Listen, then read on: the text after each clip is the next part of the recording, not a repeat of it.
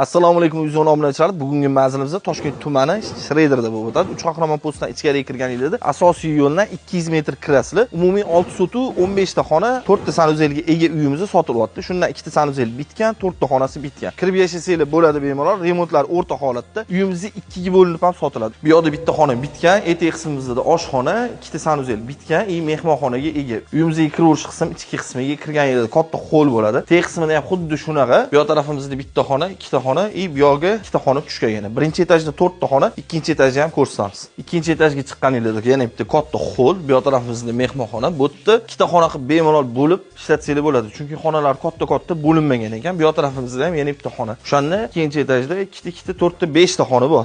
Plus xo'lga ega. Shu ko'rib turganingizdek 4 ta xona 2,5 sotuv, narxi $70 ming.